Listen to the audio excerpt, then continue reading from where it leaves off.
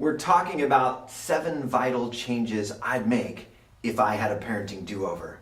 And the second vital change I'd make is sometimes I would just learn to let it go. Why is it so hard to let it go? Parents of teenagers are laughing right now. They're saying, because teenagers are a pain. And that's right.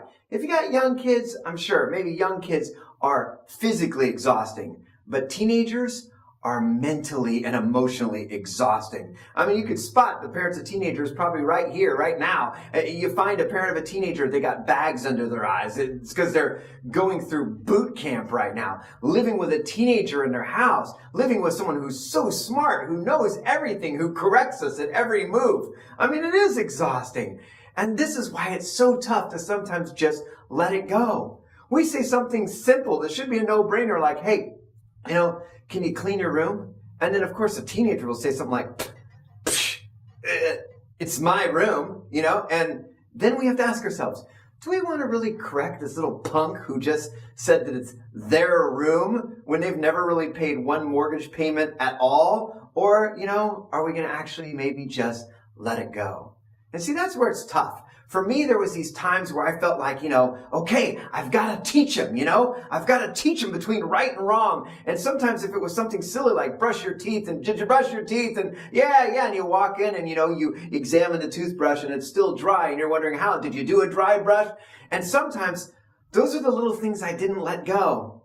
And as I look back, and as a lot of other parents look back, we wish we would have picked our battles a little more. I think a lot of us, as we look back, are realizing, hey, you know what? Maybe I should have stopped and asked myself, okay, is this a serious moral failure? Is this something where they're going to be in danger, if I don't correct this? If not, we got to learn to just let it go. I remember a time where my daughter was walking out. It was the middle of January, and she was getting ready to go outside and go to school, and it was like 30-something degrees. I mean, this is California. 30 degrees is cold for us, all right? And, she was walking out in a T-shirt. And so I just said some very simple words. Hey, where's your coat?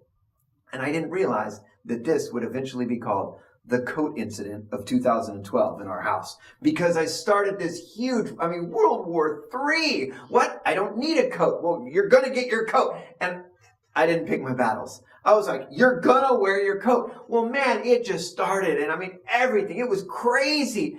And as I look back on that, just even 5 minutes later, I'm like, why did I even worry about it? Was there some moral dilemma here? No, it's a coat. Is she in danger? No, she's probably just going to freeze. As a matter of fact, she's probably going to become so cold that within about 5 minutes of being outside, she's going to realize, I should have wore a coat today. And that's the thing we got to think about. Very often, natural consequences actually teach better than us flipping out and jumping in and trying to control them at every move. See, as our kids get older, we need to start thinking about these moments. And we need to start spotting them. Yeah, in this chapter in the book, I talk a little bit about what that looks like. I give some steps to actually being able to let it go. And it starts with being able to spot it when it's coming. Because I don't know about you, but for me, I think it was sometimes a pride thing.